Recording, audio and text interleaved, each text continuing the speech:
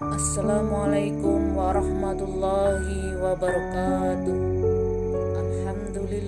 Alhamdulillahirabbil alamin. Wassalatu wassalamu ala asrofil anbiya'i wal mursalin wa ala alihi wa ashabihi ajmain. Amma ba'du. Alhamdulillahi ahad, Allahu somad, lam yalid wa lam yulad wa lam yakul lahu kufuwan ahad. Shadaqallahul azim. Dalam kesempatan yang berbahagia ini, marilah pertama-tama dan yang paling utama kita panjatkan puji syukur kehadirat Allah Subhanahu wa Ta'ala yang telah begitu banyak memberikan nikmat kepada kita semua, yang tiada henti-hentinya di setiap saat dan di setiap waktu. Tidak lupa sholawat dan salam selalu tercurah limpahkan kepada junjungan kita Nabi Agung Muhammad Sallallahu Alaihi Wasallam, keluarganya, sahabatnya, dan para pengikutnya hingga akhir zaman, yang telah membawa umatnya dari zaman kegelapan ke zaman yang terang benderang. Ada banyak nikmat yang telah diberikan oleh Allah Subhanahu wa Ta'ala kepada kita, yang menjadikan kita tidak punya alasan untuk tidak patuh kepadanya. Atas segala nikmat itu kita dapat merasakan berbagai kesenangan, ketentraman, serta berbagai kemudahan dalam menjalani hidup. Bahkan Allah Subhanahu wa Ta'ala mengingatkan kepada kita betapa banyaknya nikmat yang telah diberikan kepada kita dengan firman-Nya, A'udzubillahi minasyaitonirrajim, Bismillahirrahmanirrahim. Wa in ta'uddu ni'matallahi la tuhsuha, innallaha laghafurur rahim. Dan jika kamu menghitung-hitung nikmat Allah, niscaya kamu tak dapat menentukan jumlahnya. Sesungguhnya Allah benar-benar Maha Pengampun lagi Maha Penyayang. Quran Surat An-Nahl ayat 18. Dengan firman-Nya ini, kita menjadi tahu bahwa kita tidak akan pernah mampu menghitung-hitung nikmat Allah yang sangat banyak ini. Tak akan pernah pula dapat menentukan jumlahnya.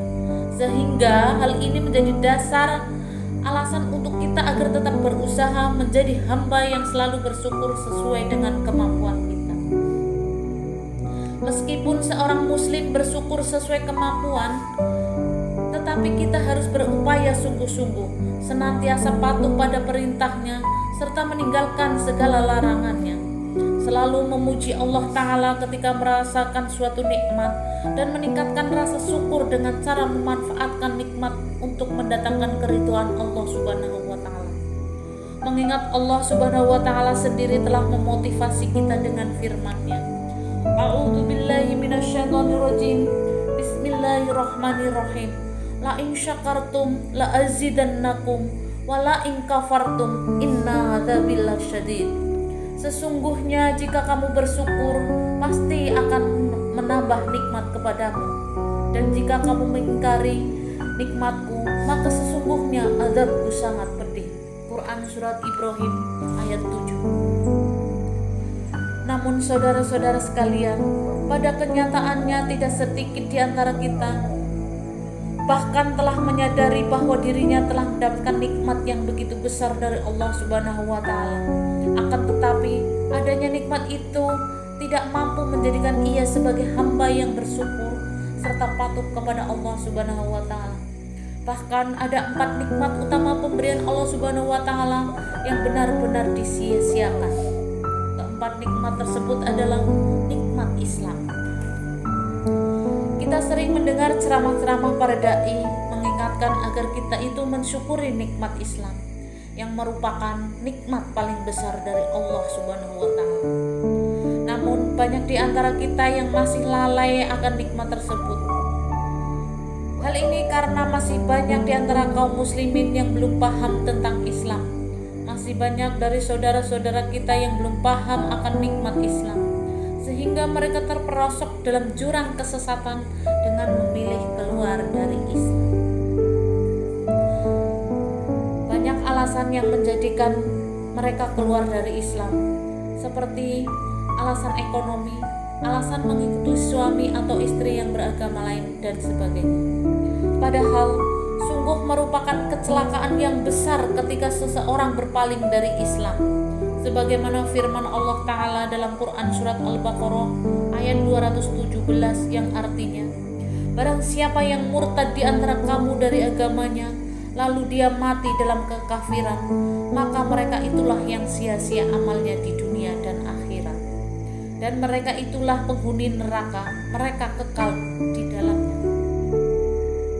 Dalam ayat lain disebutkan, pada hari ini telah kusempurnakan untuk kamu agamamu, dan telah kucukupkan kepadamu nikmatku, dan telah kuridhoi Islam itu jadi agama bagimu.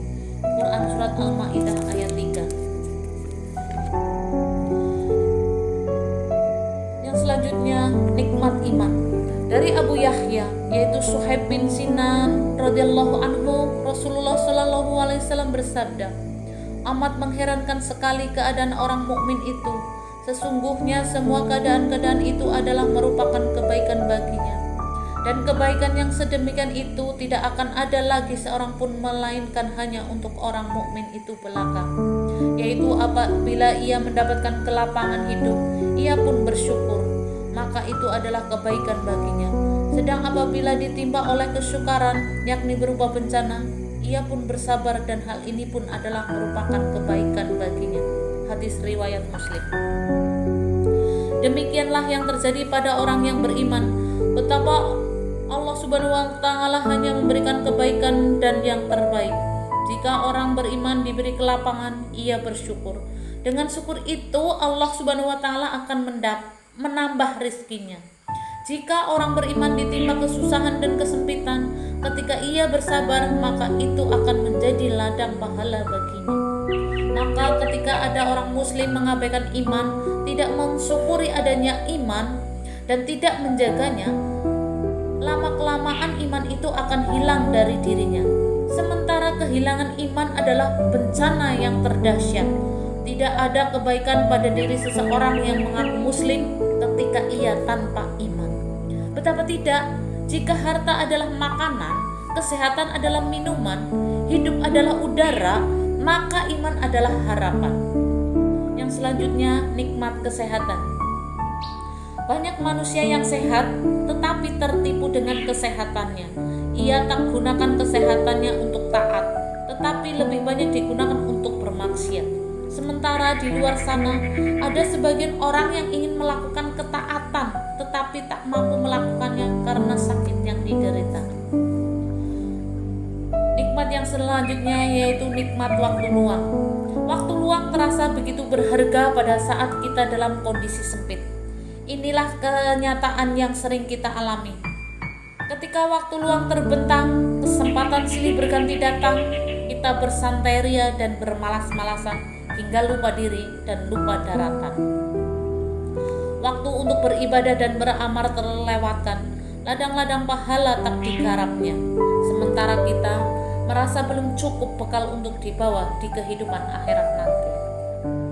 Hadirin yang berbahagia, dari paparan tersebut dapat kita simpulkan ada 4 nikmat yang sering disia-siakan, yaitu yang pertama nikmat Islam, yang kedua nikmat iman, yang ketiga nikmat kesehatan, dan yang keempat nikmat waktu luang. Demikian yang dapat saya sampaikan. Saya banyak salah, mohon maaf yang sebesar-besarnya. Saya akhiri, billahi taufiq wal hidayah. Wassalamualaikum warahmatullahi wabarakatuh.